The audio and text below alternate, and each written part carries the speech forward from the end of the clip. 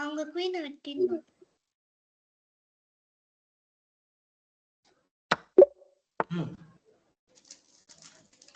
Queen to F2 விளையாடுங்க சிறப்பு.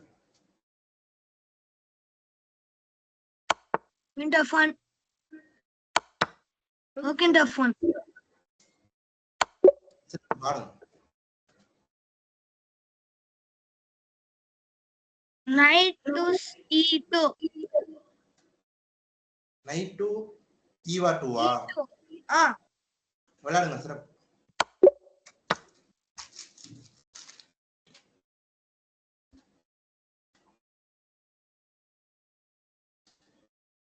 queen to C4 ஏன்னா அது உங்களை திசை திருப்பறதுக்காக கொடுத்துருக்காங்க. அதோட சிறப்பான நகர்வு இருக்கு பாருங்க. rook to D7 ஆடக்கூடாது. ஏன் ஆடக்கூடாதுன்னு சொல்லுங்க. ஆஷிஷ் மியூட் இருக்கு. மியூட்டை போட்டுட்டு சொல்லிட்டு இருக்க போறீங்க. அன்மியூட் பண்ணிட்டு கவனமா சொல்லுங்க. பிஷப் வச்சு எடுத்துறோம்.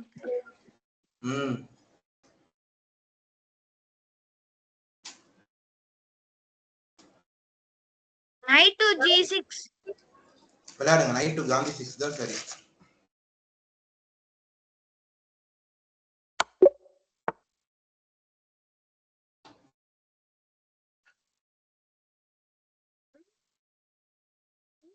C3 இந்த C3 rook to C6 ஆடக்கூடாது. ஏன்னு சொல்லுங்க. queen H6 queen to happy 6 தான் சரி. விளையாடுங்க. அவங்க குயின் வச்சு எடுத்துடுவாங்க. அது வந்து ரூக் வச்சு எடுத்தா.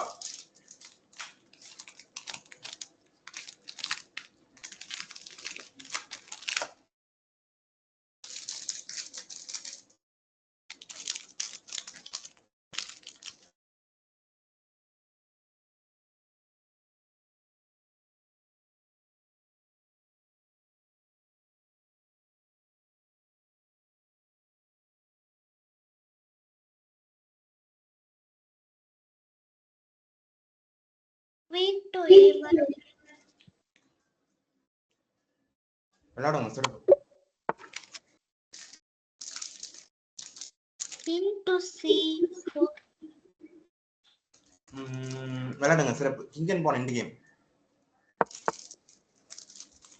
king to D5 விளையாடுங்க சிறப்பு. அவங்க பானை வெட்டிடணும். விளையாடுங்க சிறப்பு.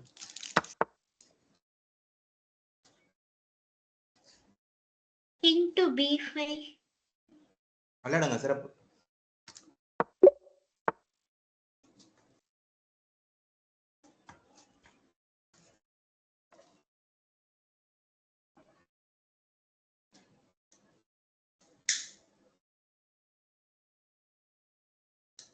queen to D8 வேணாமா, அதை விட சிறப்பான நகர்வு இருக்கு. ஏற்கனவே அரசி B8ல தானே இருக்கு. D8 queen to D8 விளையாடுங்க சிறப்பு. ஒரு நிமிஷம். அந்த இடத்துல அது செக்மேட் இன் 2 மூவ்ஸ் வருதுமா, வராம இல்ல. ஆனா குயின் சரி, அது என்னன்னு கண்டுபிடிங்க. நீங்க சொன்னதுனால நான் இன்னும் யோசிக்க இன்னும் கொஞ்சம். அது பாருங்க, அது செக்மேட் இன் மூவ் வருது. அதனால இதுதான் அதோட சிறப்பு. சரிங்களா? அடுத்த தடவை இன்னும் பண்ணலாம். அடுத்த போய்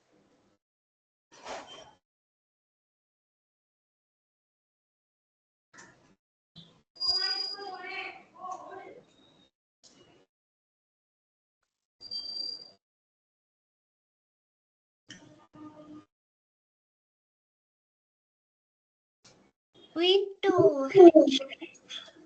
H6 விளையாடுங்க சிறப்பு.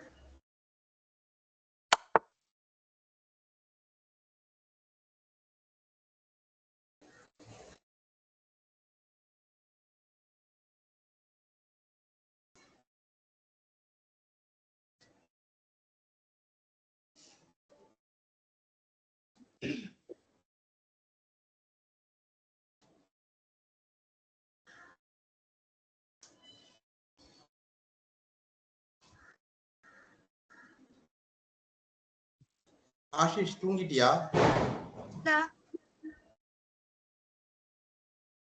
அப்ப புதிரை கண்டுபிடிக்காம என்ன பண்றீங்க?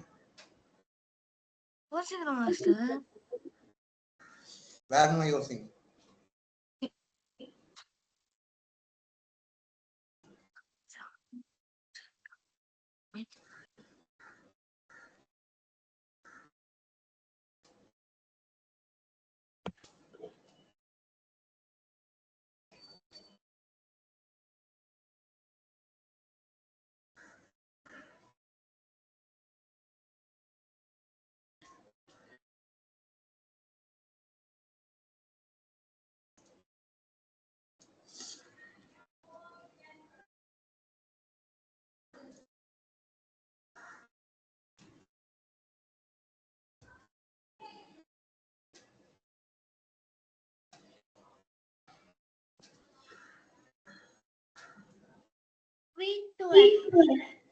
இல்ல ரூக் வச்சு எடுத்துருவாங்க.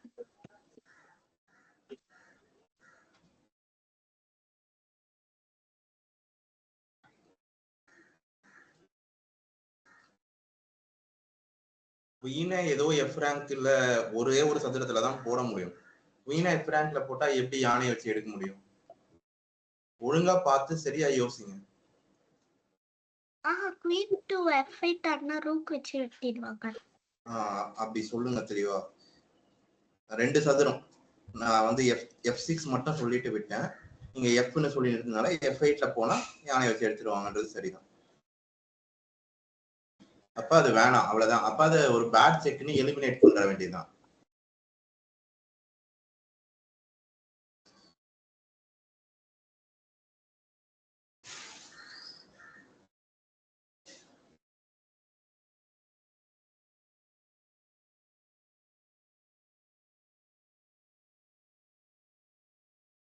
நைட் விளையாடுங்க சிறப்பு.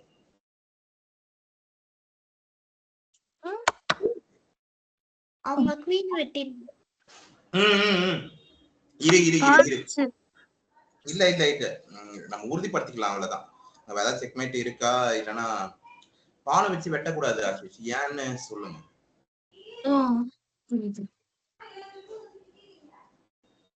எதனால? அவங்க நம்ம குயினை வெட்டிடுவாங்க. அதனாலதான்.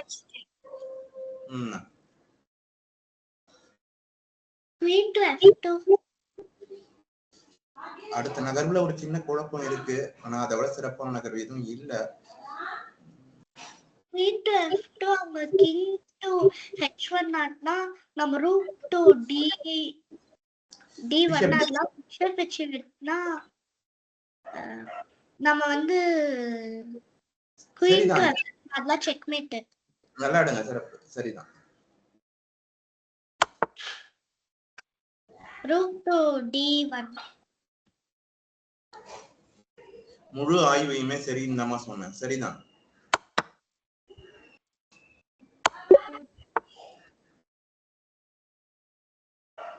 Rook to f7.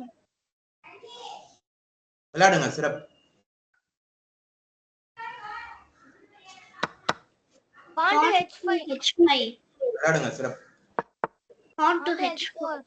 இப்ப இந்த இடத்துல நீங்க சதுரத்தின் விதி கூட கணக்கிட்டு பார்க்கலாம். நம்ம ஏற்கனவே பார்த்ததுதான். அந்த சிப்பாயை அரசரால பிடிக்க முடியுமா அப்படின்னு நீங்க கணக்கிட்டு பார்க்கலாம். ஒழுங்கா யாராவது சதுரத்தின் விதி புரிஞ்சுட்டு இருந்தீங்கன்னா அதையும் நீங்க சொல்லலாம். நகர்வு சரிதான்.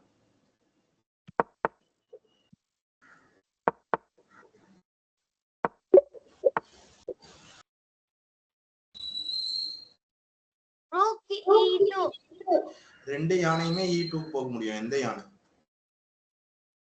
RG-E2.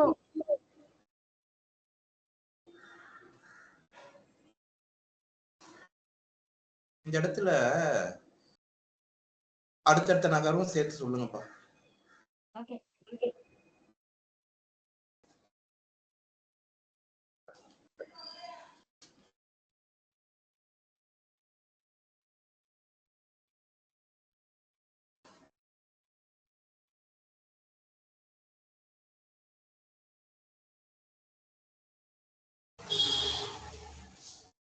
RGE2 சிறப்பான நகர்வு இருக்கு, அதை கண்டுபிடிங்க. RCE2 அதை விட சிறப்பான நகர்வு இருக்கு.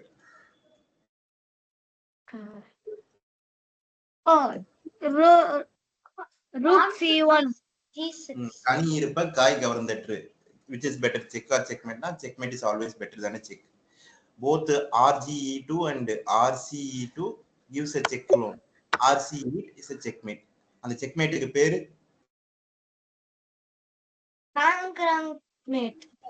பேக் ரேங்க்னு சொல்லலாம், ஒன்னும் தப்பு இல்ல, பேக் ரேங்க்ல வருதுதான். ஆனா 2 யானையும் வச்சு பண்றதுனால இன்னும் அப்படி நம்ம சொல்லலாம்.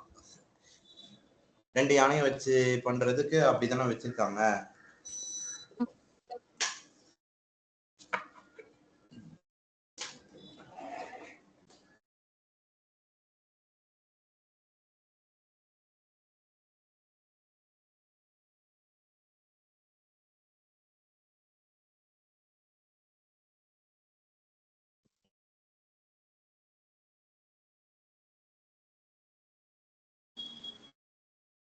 இருபது நொடிகள் ஒரு புதிருக்கு.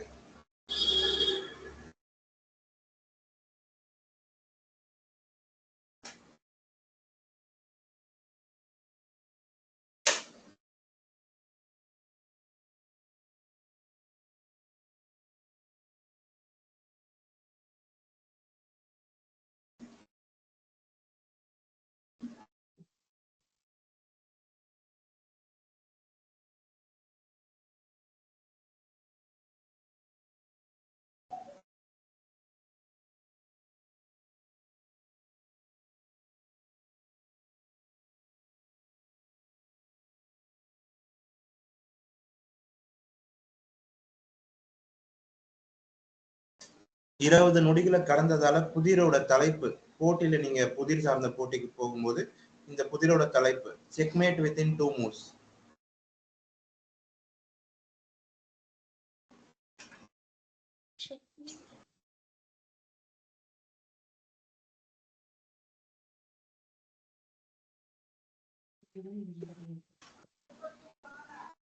யாருன்னு கேட்டுறாதீங்க, நான் நெஞ்ச போட்டு எழுந்துருவேன். நான் அதையும் வேணா சொல்லிடுவா நானு. White to play checkmate in 2 moves.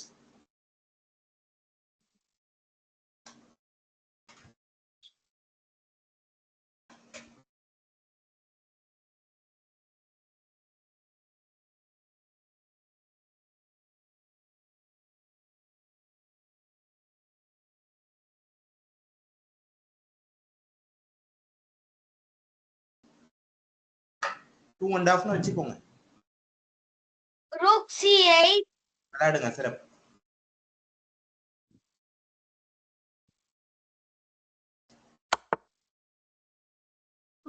Bishop to H6. செக்மேட்னால இப்ப புதிரும் போதும் சரி விளையாடும் போதும் சரி ஞாபகம் வச்சுக்கோங்க, ஒரு செக்மேட் வந்து ஃபோர்சிங்கா வருது. 2வது விதிமுறைப்படி என்ன விளையாடினாலும் அதுக்கப்புறம் செக்மேட் வருதுன்றத விட செக்கா வந்து செக்மேட் வருது இல்ல, உலகத்துல யார் செக்மேட் பண்ணாலும் அது செக்கோட தான் இருக்க போகுது.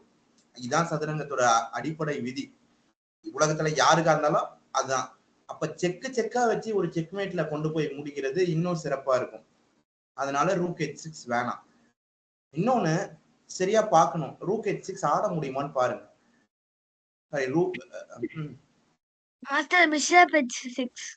பிஷப் H6 ஆட முடியுமான்னு பாருங்க. ஆட பின்டு. அந்த பின்னுக்கு பேர் என்னது?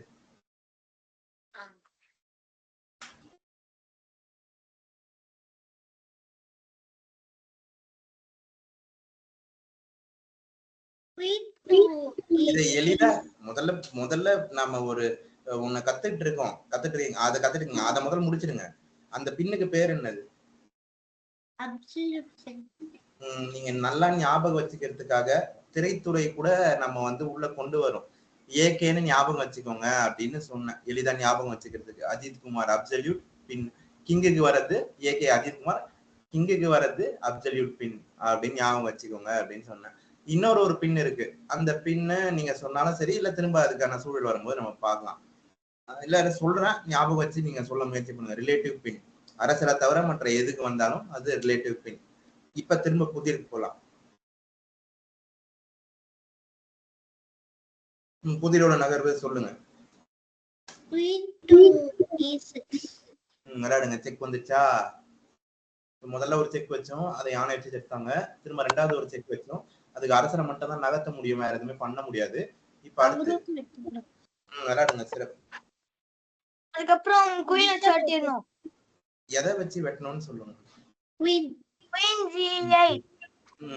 இந்த இடத்துல குயின் G8 தான் செக்மேட். ரூக் G8 செக்மேட் இல்ல. அதுவும் செக்கா தான் வருது. ஆனா அது செக்மேட்ல முடியல. அந்த கணினி ஒத்துக்காது. ஆனா இது செக்மேட்ல முடியுது. Queen G8. அப்போ முதல் நகர்வு முதல்ல நாம் போன பதில் rook C8, rook C8, rook F8, queen E6, கிங்க நகர்த்தி தான் ஆகணும், வேற வழி இல்ல. அப்புறம் யானை வச்சு எடுக்கிறீங்க. யானை வச்சு எடுத்ததுக்கு அப்புறம் திரும்ப மந்திரியை வச்சு தடுக்கிறது மட்டும்தான் அவங்களுக்கு இருக்க ஒரே நகர்வு. மந்திரியை வச்சு தடுக்கிறாங்க. அந்த இடத்துல இது வரைக்கும் எல்லாமே செக்கா பண்ணி செக்மேட்ல முடிச்சிருந்தீங்க. கடைசி செக்கு வெறும் செக்கா மட்டும்தான் இருக்கு. அதனால நம்ம செக்கை எடுக்காம செக்மேட் வச்சு முடிச்சிருக்கீங்க. குயின் 2 எங்க சொன்னீங்க? Queen to F7. விளையாடுங்க. சிறப்பு. அடுத்த நகர்வே அவங்க கேட்கல. காட்சிப்படுத்தி பார்த்துட்டு நினைக்கிறேன். சந்தோஷம். அதுக்கப்புறம் அது அந்த பிஷப் எடுத்த செக்மேட். அரசரை மட்டும் தான் நகர்த்த முடியும். அரசரை நகர்த்தினதுக்கு அப்புறம் அந்த மந்திரி எடுத்துக்கலாம். மந்திரி எடுக்கலாம். இந்த பக்கம் ஒரு மந்திரி எடுத்தா மேல இருக்கிற எல்லா ரேங்க்கும் நைட்டால கவர் ஆயிடுது, வர முடியாது. அந்த ரேங்க்ல செக் போட முடியும். சிறப்பு. அடுத்தது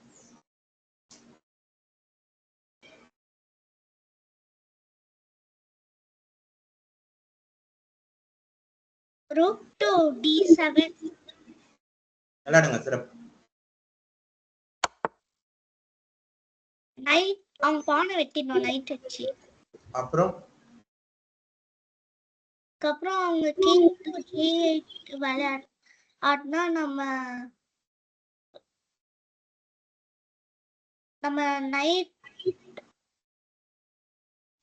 டு F8 ஆடுனா அப்புறம் அவங்க கிங் டு H8 ஆடுவாங்க. அவசியம் இல்லையே. அவங்க யானையை வச்சு உங்க குதிரையை வெட்டிடலாமே. அந்த அதே 8th ரேங்க்ல தானே அந்த யானையா இருக்கு. அந்த யானை அங்க இல்லாமையா இருக்கு. அப்படி வெட்டிடலாமே. Knight H7, king to G8, Knight F8க்கு யானையை வச்சு வெட்டலாம், அரசரை வச்சு வெட்டலாம். அப்புறம் எதுக்கு அதை ஆடணும்?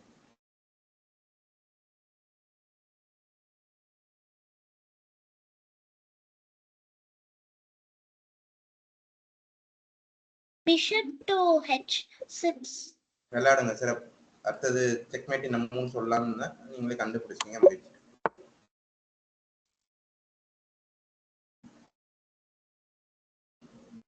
Queen to F8.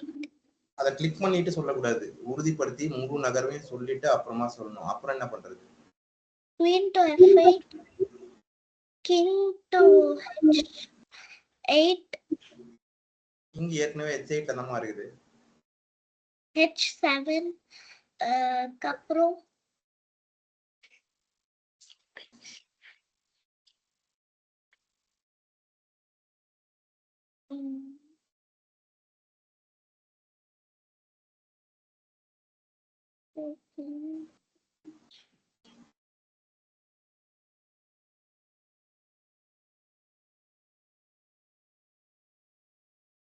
முதல் நகர்வு சரி ஆடிடுங்க.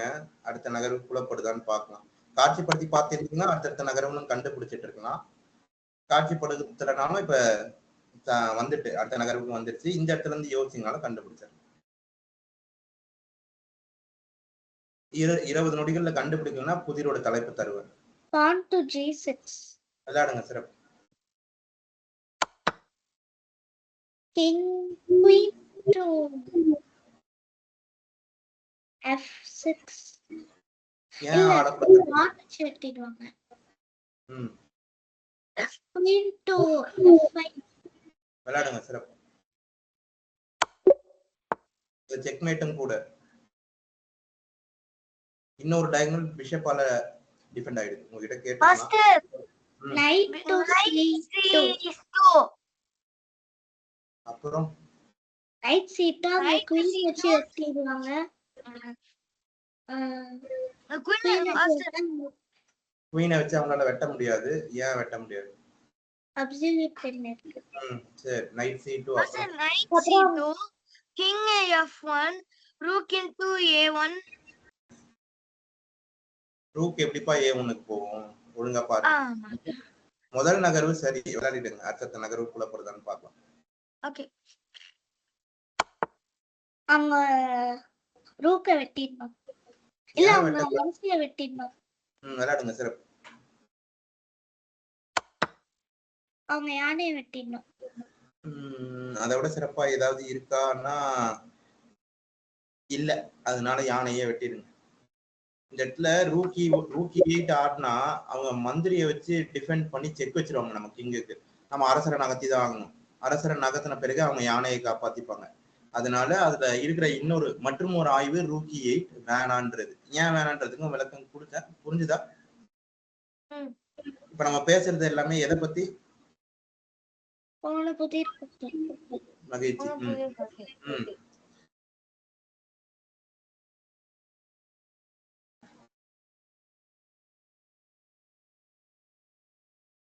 நம்ம இப்ப பாக்குறது ஒரு அரசரையும் சிப்பாயையும் கொண்ட ஒரு இறுதி ஆட்டம். ஒரு அட்வான்ஸ்னு சொல்லணும்ல, ஒரு சொல்லலாம். chess.com எக்ஸ்பர்ட்ஸ் லாகின் ரேட்டிங்க நெருங்கி இருக்கும். ஒரு அட்வான்ஸ் எண்ட் கேம் ஸ்ட்ராட்டஜி, இறுதி ஆட்ட சூட்சமம். இந்த இடத்துல நீங்க இப்படி யோசனை, கருப்புல விளையாடினா என்ன எப்படி வெற்றி பெற முடியும்? இல்ல வெள்ளையில விளையாடினாலும் சரி எப்படி வெற்றி பெற முடியும்?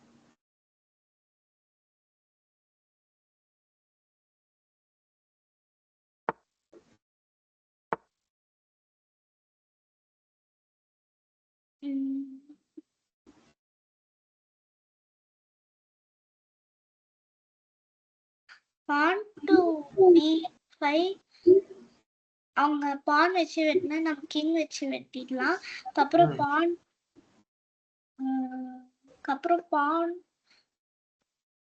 A4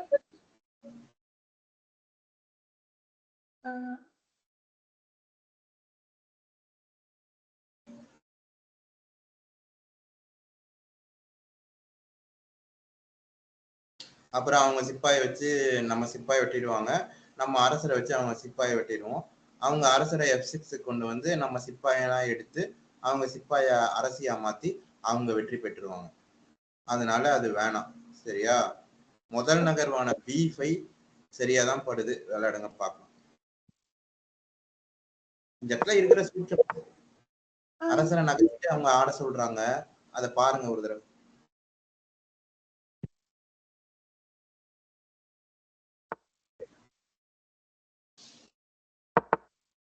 இந்த இடத்துல ஆய்வுக்குள்ள போங்க. நான் முழுமையா கணக்கிட்டேன். King and pawn end game variation. அதுல கணக்கிட்டு தான் B5. இப்ப இல்ல, நேரடியா ஆய்வுக்குள்ள போயிருங்க. இப்ப நான் நகர்வை சொல்லுவேன். நான் இது வரைக்கும் நான் முழுசா கணக்கிட்டதை எல்லாத்தையும் சொல்லுவேன். நீங்க அப்படியே நான் சொல்ல நீங்க ஆடணும். பான் டு B5.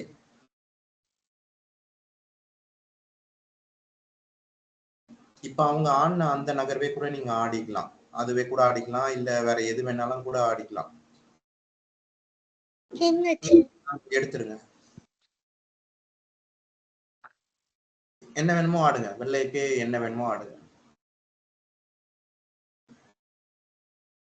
அது எல்லாத்தையும் சேர்த்துதான் கணக்கிட்டேன். கிங் டு பகத் 4. சிப்பாயை நகர்த்தினாதான் அவங்க சிப்பாயும் நம்ம சிப்பாயும் போயிடும். அதனாலன்னு சொன்னேன்.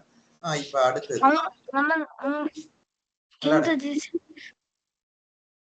அவங்க சிப்பாயை வெட்டிடலாம்.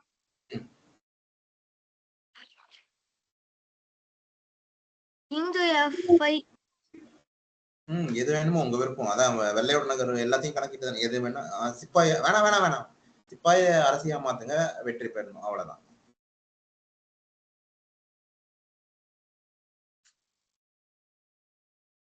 பான் எடுக்காம மூவ் பண்ணாங்கன்னா என்ன பண்றது?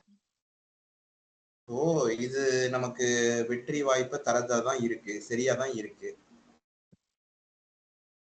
ரிமோட் சரி, பண்ணா ஒயிட்டுக்கு குயின் ரிமோட் பண்ண சான்ஸ் இல்ல. வாய்ப்பு இல்ல. நமக்கு இதை கணக்கிட்டு தான்ப்பா அதை சரின்னு சொன்னேன். நீங்க திரும்பவும் ஆய்வோட முதல் இதுக்கு போங்க. ஆய்வோட முதல் நகர்வுக்கு போங்க. அதே நகர்வு அது இல்ல, அது இல்ல. அதுவா நம்ம பாண்ட் B4 B5 தானே ஆடணும். B5 ஆடுங்க. இப்போ கிங் டு D4 ஆடுங்க.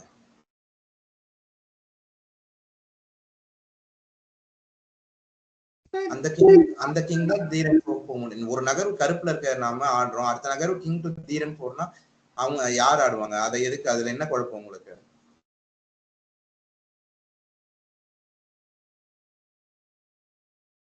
pawn to A4.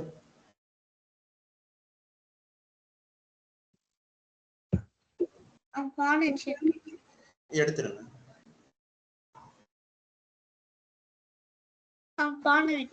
எடுத்துருங்க.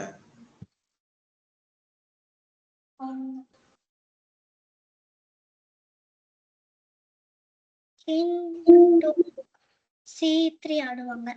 விளையாடுங்க, விளையாடுங்க, எது வேணா விளையாடலாம். சிப்பாயை நகர்த்தக்கூடாது.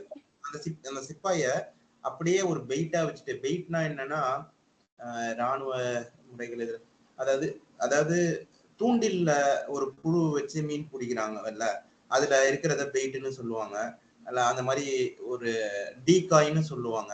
அதெல்லாம் வந்து அந்த மாதிரிதான் இங்கேயும் அந்த சிப்பாயை வந்து நம்ம நகர்த்தினா அரசியா ஆக்க முடியாது. சதுரத்தின் விதிப்படி பாத்தீங்கன்னாலும் அரசியா மாற்ற முடியாது. அதனால அந்த சிப்பாயை அப்படியே வச்சுட்டு நம்ம அரசரை நகர்த்தி கொண்டு போய் எல்லா சிப்பாயையும் எடுத்துட்டு, இல்ல தேவையான ரேங்க்ல இருக்கிற சிப்பாயை எடுத்துட்டு அரசியா மாத்துறோம். அதனாலதான். சரிங்களா?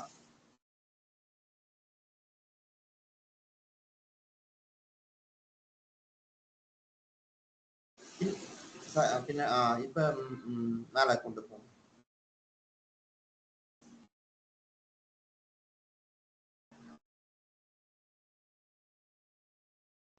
இல்ல, அங்க போனா நம்ம சிப்பாயை வெட்டிடுவோம்ல.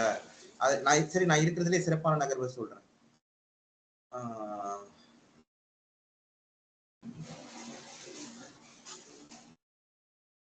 அவங்க சிப்பாயை நகர்த்தினா அந்த சிப்பாயை அவங்க இழந்துருவாங்க. அதனால அரசரை நகர்த்துங்க. King to D4. சொல்றதெல்லாம் புரியுதா இல்லையா? இப்ப நம்ம சிப்பாய அரசியா மாத்த நகர்த்துங்க. அதேதான், அவங்க சிப்பாயை அவங்க அரசியா மாத்த நகர்த்த போறாங்க, நம்ம சிப்பாயை நம்ம அரசியா மாத்த நகர்த்த போறோம்.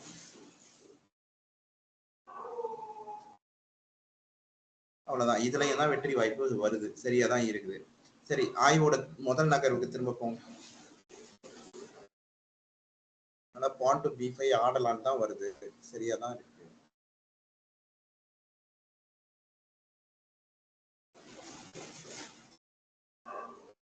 போதும் போதும், அவ்வளவுதான். அவங்க சரின்னு சொல்ல. இப்ப ஆய்வுல இருந்து அந்த புதிருக்கு போங்க திரும்ப.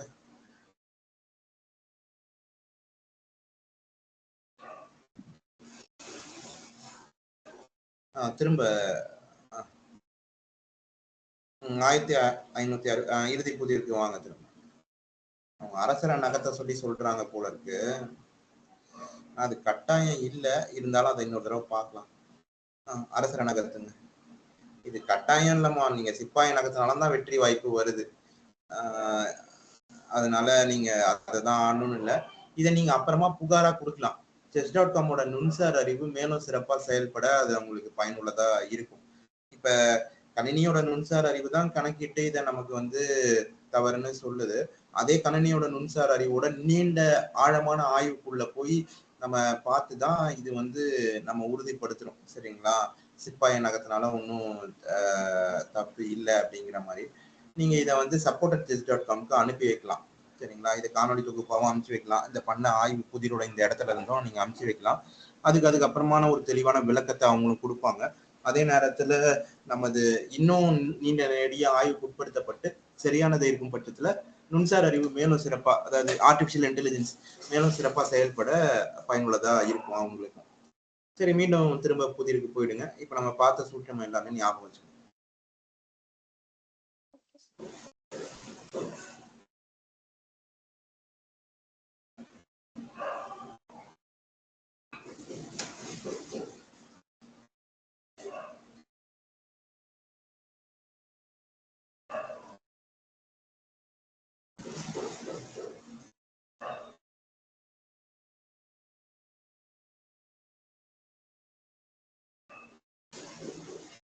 சீக்கிரம் யோசிங்க, கண்டுபிடிங்க.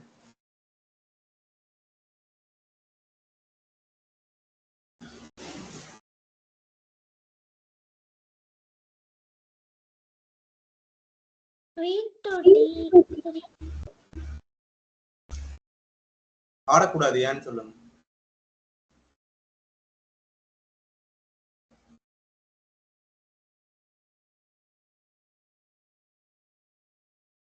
அவங்க பிஷப் வச்சு நம்ம பிஷப் வெட்டிடுவாங்க. அதனாலதான் ஆடக்கூடாது. அப்ப வேற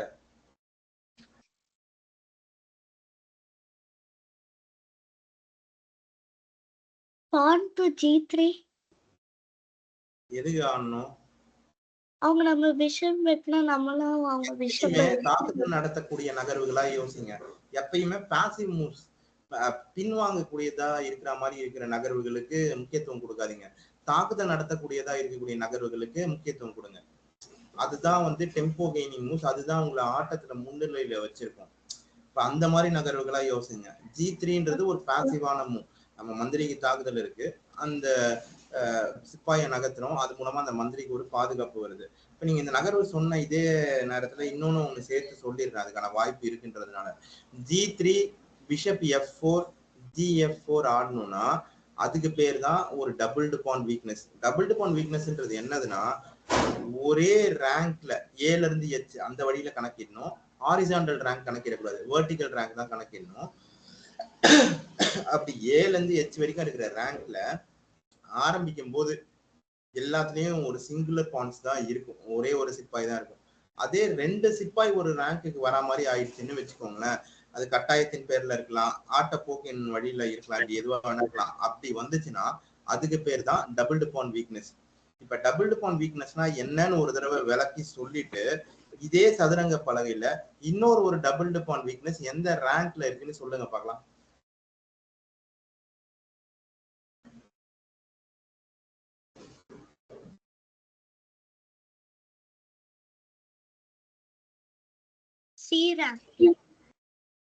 சிறப்பு. அப்போ அந்த டபுள்டு பான் வீக்னஸ் இப்போதைக்கு வராம பாத்துக்கணும்ன்றது வரைக்கும் ஞாபகம் வச்சுக்கோங்க போதும். இறுதி ஆட்டத்துலதான் அதனால நடுநிலை ஆட்டத்திலையும் வரலாம், ஆனா முக்கியமா அது வரக்கூடாது அப்படிங்கிறத பாத்துக்கோங்க. அதனால வரக்கூடிய பாதிப்புகள், அதனால என்னெல்லாம் பிரச்சனை வரும், அந்த டபுள்டு பான் வீக்னஸ் எப்படி வந்து அதை நோக்கி தாக்குதலை தொடர்றதுன்றதெல்லாம் அடுத்தடுத்தது பார்க்கலாம். அந்த டபுள்டு பான் வீக்னஸ் வரும்போதே இப்ப இந்த ஹெச் ரேங்க்ல ஒரு ஐசோலேட்டட் பான் வீக்னஸும் வருது. ஐசோலேட்டட் பான் வீக்னஸ்னா என்னன்னா, தனித்து விடப்பட்ட ஒரு சிப்பாய், பாதுகாப்பின்றி தனித்து விடப்பட்ட ஒரு சிப்பாய் அப்படின்னு அர்த்தம். அப்படி தனித்து விடப்பட்ட சிப்பாய் வந்து பலகீனமான சிப்பாய், அதனாலதான் அதை வந்து ஐசோலேட்டட் பான் வீக்னஸ் சொல்றோம். இப்ப இதே சதுரங்க பலகையில ஒரு ஆய்வு அடிப்படையில வேற ஒரு ஐசோலேட்டட் பான் வீக்னஸ் இங்க எந்த ரேங்க்ல இருக்குன்னு சொல்லுங்க பார்க்கலாம்.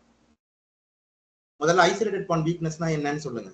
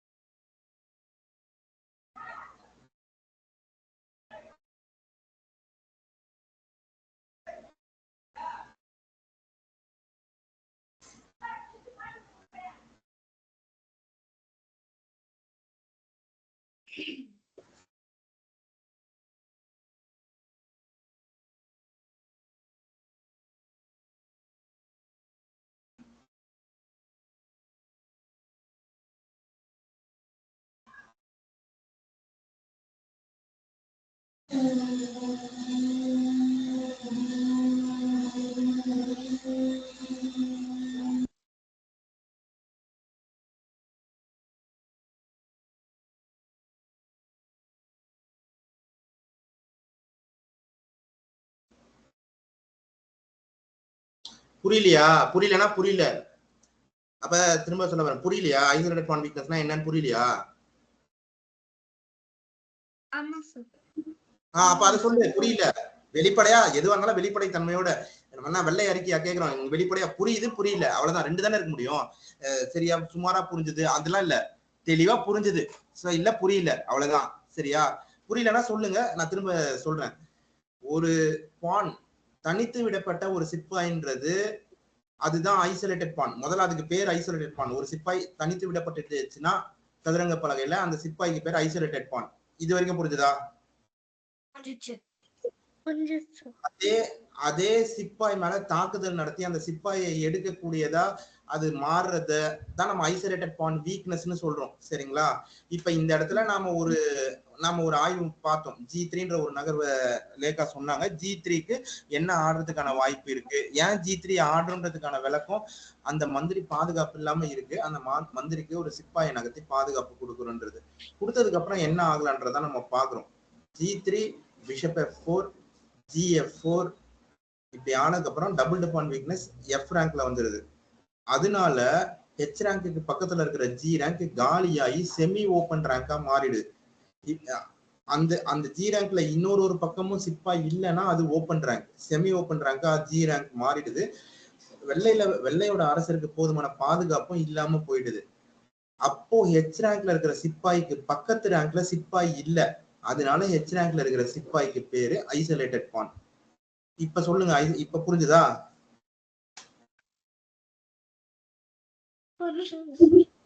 அப்ப ஐசோலேட்டட் பான், அப்ப அதே மாதிரி இன்னொரு ஐசோலேட்டட் பான் இந்த சதுரங்க பலகையில எங்க இருக்கு?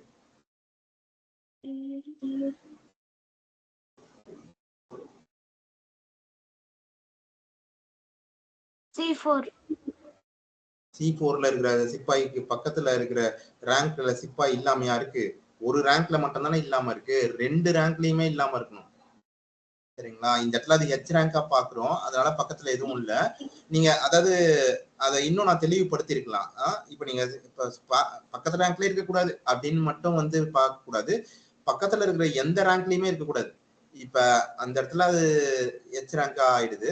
இந்த இடத்துல இப்ப நீங்க சொல்ற மாதிரி C4 C3க்கு பக்கத்துல C4க்கு பக்கத்துல இருக்கிற B ரேங்க்ல தான் இல்ல, ஆனா D ரேங்க்ல சிப்பாய் இருக்குல்ல, அதனால நம்ம அதை ஐசோலேட்டட் பானா எடுத்துக்க முடியாது. இப்ப திரும்பவும் பார்த்து சொல்லுங்க.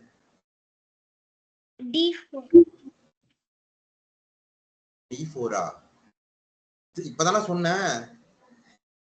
சொன்னேன் ஒரு ரேங்க மட்டும் பார்க்க கூடாது, பக்கத்துல இருக்க இன்னொரு ரேங்கையும் பார்க்கணும்னு.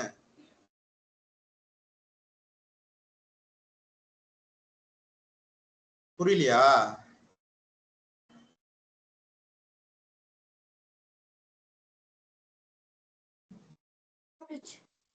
அப்ப சொல்லுங்க. சரி, ஆசிஷ்க்கு புரிஞ்சிருச்சு இல்ல? ஆசிஷ் சொல்லுங்க.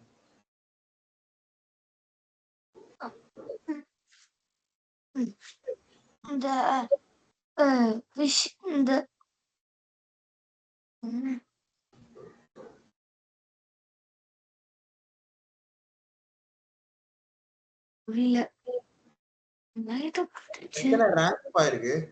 எத்தனை ரேங்க் இருக்கு? 8 ரேங்க்.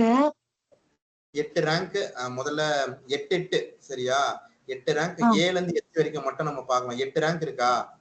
அந்த ரேங்க்ல ஏதோ ஒரு ரேங்க்ல இருக்கிற சிப்பாய்க்கு பக்கத்துல இருக்கிற 2 ரேங்க்லயும் சிப்பாய் இல்லைன்னா அந்த சிப்பாய்க்கு பேர் தான் ஐசோலேட்டட் பான். இப்ப பார்த்து சொல்லுங்க. இது முதல்ல புரிஞ்சுதா? புரிஞ்சிருச்சுன்னா இன்னொரு ஐசோலேட்டட், நாம ஆய்வு அடிப்படையில H ரேங்க்ல இருக்க பான் ஐசோலேட்டட் பான்னு பார்த்துட்டோம். சரிங்களா? அதை அப்படியே காட்சிப்படுத்தி அப்படி வச்சுக்கோங்க. அதே மாதிரி இன்னொரு ஐசோலேட்டட் பான் இந்த சதுரங்க பலகையில எங்க இருக்கு?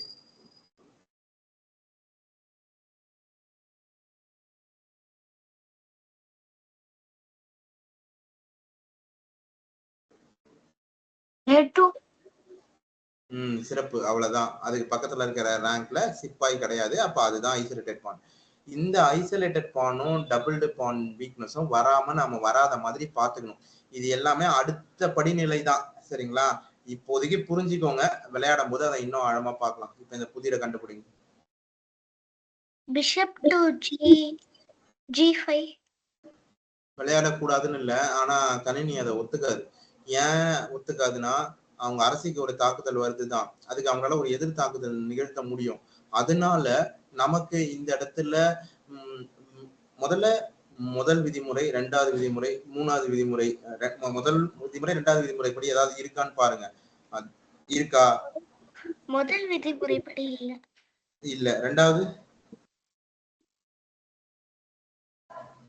இல்ல. அப்ப முதல் விதிமுறை 2வது விதிமுறை படி இல்லைன்னா கண்டிப்பா 3வது தான். அப்ப 3வது படி யோசிங்க.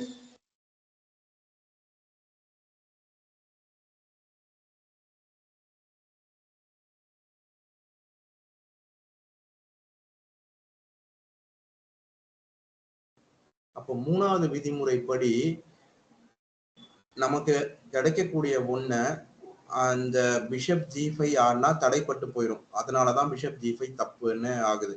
சரிங்களா? புரிஞ்சுதா?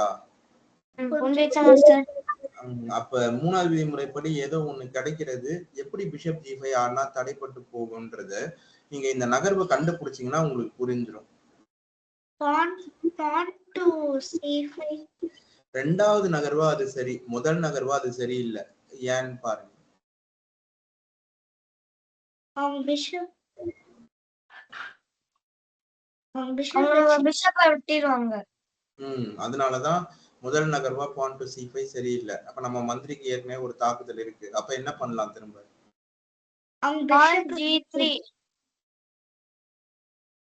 லேக்கா என்ன pawn G3க்கு முழு விளக்கமும் கொடுத்துட்டேன்ப்பா. இன்னொரு தடவை pawn G3க்கு என்ன விளக்கம் பார்த்தோன்றத லேக்கா சொல்லுங்க. அவர் புரியலன்னையோ என்னவோ, அதனாலதான் திரும்ப pawn G3 சொல்றீங்க. pawn G3 ஆடினா அவங்க என்ன ஆடுவாங்க, அந்த முழு விளக்கமும் நீங்க சொல்லுங்க பாக்கலாம். pawn G3 பிஷப் வச்சா நம்ம pawn G4 ஆடினா டபுள் pawn வீக்னஸ் ஆகும். அப்புறம் சரி, இது வரைக்கும் முதல் ஆசிஷ்க்கு புரிஞ்சுதா? புரிஞ்சிச்சு மாஸ்டர். அப்ப G3 ஆடினா என்ன ஆகும்னு சொல்லுங்க. G3 ஆனா நம்ம பிஷப் வெட்டிடுவாங்க.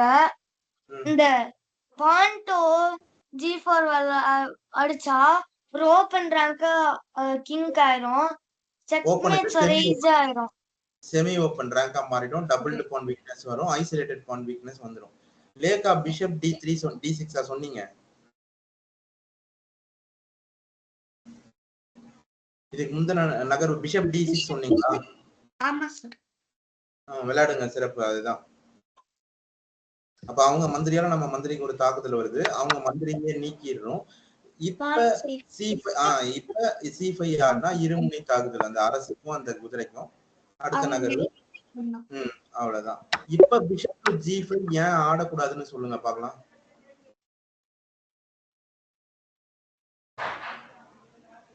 பிஷப் டு காந்தி 5 ஏன் ஆடக்கூடாது?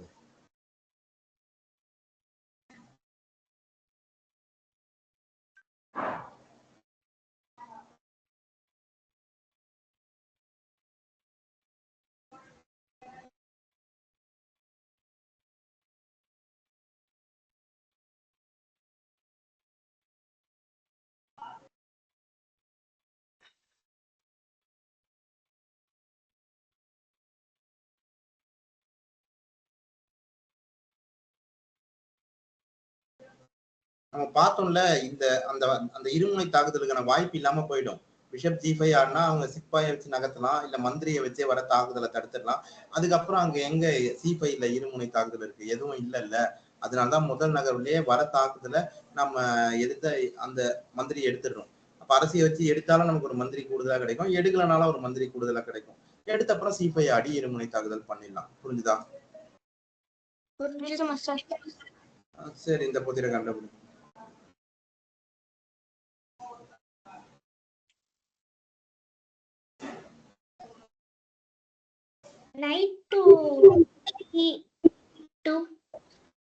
சரியாதான் படுது, விளையாடுங்க.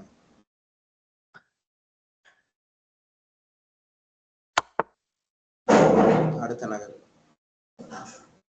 knight to c1. ஆடக்கூடாது, ஏன்னு சொல்லுங்க. அவங்க நம்ம குவீனை வெட்டிடுவாங்க. குவீன் வச்சு அவங்க ரூட்டை வெட்டிடலாம். எந்த யானைய? C1ல இருக்கிற யானை. விளையாடுங்க சிறப்பு.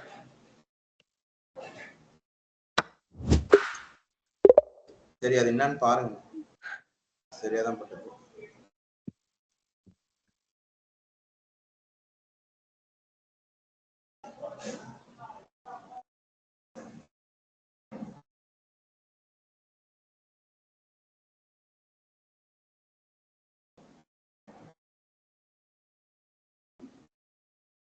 அவங்க இந்த இடத்துல அந்த திரும்ப அதுக்கு போங்க. முதல்ல அந்த பக்கத்துக்கு போங்க, அதுக்கப்புறமா ஒவ்வொன்றா பண்ணலாம். முதல்ல என்ன அது நகர்வுன்றதை பார்க்கலாம். சார் அவங்க G3ல இருக்கிற யானையை வெட்டணும் சொல்றாங்க. இந்த இடத்துல அது ஏன் எதனால அப்படிங்கிறத நான் சொல்றேன். அதையும் நம்ம கொஞ்சம் பார்த்துருக்கணும். எதனாலன்னா நைட் H6 செக் வருதுமா. நம்ம அவங்க யானையை எடுத்தோம்னா திரும்ப போங்க சொல்றேன்.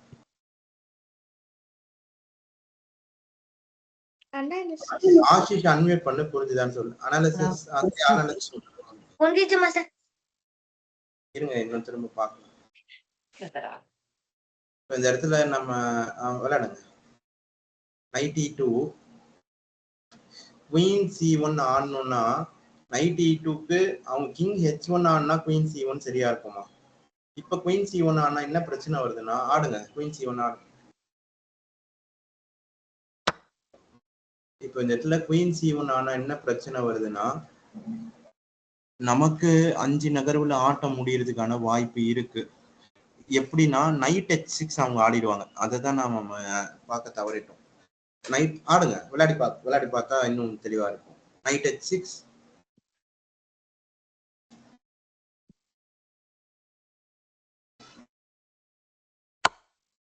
இப்போ இந்த இடத்துல அரசரை நகரத்தினாலும் ஆட்ட முடியுது, அரசரை நகர்த்தலனாலும் ஆட்ட முடியுது. அதான் பிரச்சனை. அரசரை நகர்த்திட்டோம் அப்படின்னா இல்ல அதெல்லாம் இல்ல, பின்னாடி வாங்க.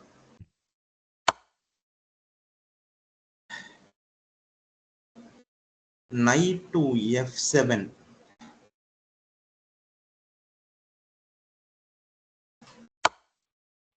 ரூக் வச்சு ஓட்டிடுவாங்க. ரூக்க வச்சு எடுத்தாலும் முடியுது, அரசரை நகர்த்தினாலும் முடியுது. குயின் B8 இல்ல D8 வராதுப்பா, பின்னாடி வாங்க. B8 queen to B8. அதுக்கப்புறம் bishop to C8 bishop C8 rook F8 எது ஆடினாலும் முடிஞ்சிடும். அதனாலதான் இதுதான் நம்ம பிஷப் C8னா கொஞ்சம் நேரம் ஆகும். இல்ல அது அதாவது ஃபோர்சிங் தான். அதாவது என்ன சொல்றது, அதுவும் தான் போகுது இதுவும் தான் போகுது, எப்படி ஆனாலும் போகுது. அதனால இதுதான் நம்ம தவற விட்டோம். அதனால முதல்ல அந்த யானையை எடுத்துட சொல்லி சொல்றாங்க. அதனால அதுதான் அது சரியா வருது. அதுவும் தான் பார்த்துட்டோம். சரி, அடுத்தது ஆஷிஷ் பண்ணலாம். ஆஷிஷ் திரைய போகிறேன்.